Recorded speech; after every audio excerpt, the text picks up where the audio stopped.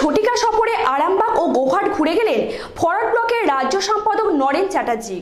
আরামবাগে এসে তিনি প্রয়াত ফরওয়ার্ড ব্লক নেতা মৃণাল ঘোষের মূর্তিতে মাল্যদান করেন এবং পরিবারের সাথেও দেখা করেন। তারপরে তিনি গোঘাটে যান প্রবীণ ফরওয়ার্ড ব্লক নেতা রাধাকৃষ্ণ বাবুকে দেখতে। সেই রামও নেই, রাজত্বও নেই, তবু রাজপাট রক্ষা করার আপ্রাণ চেষ্টা করছে বাম ও তাদের শরিক দলগুলি। ফরওয়ার্ড ব্লকের রাজ্য সম্পাদক নির্বাচিত হয়েছেন নরেন চ্যাটার্জি। দলের রাজ্য পার্টির দায়িত্ব নিয়েই সংগঠন সামলাতে আসরে নেমেছেন তিনি। শনিবার ঝটিকা সফরে ঘুরে গেলেন আরামবাগ ও গোঘাট। একসময় ফরওয়ার্ড ব্লকের দুর্গ ছিল গোঘাট। রাজ্য পালাবদলের পরেও প্রথম 5 বছর গোঘাট বিধানসভা কেন্দ্রটি ফরওয়ার্ড ব্লক নিজেদের দখলে রাখে।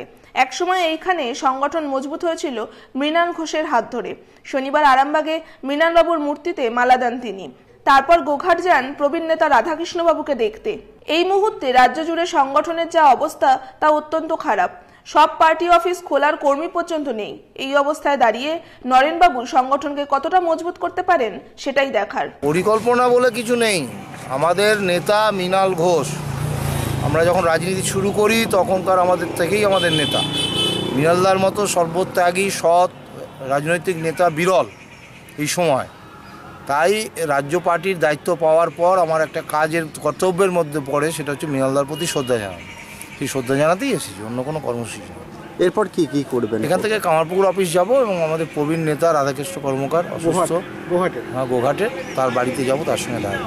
নিউজ আজ বাংলা, আরামবাগ।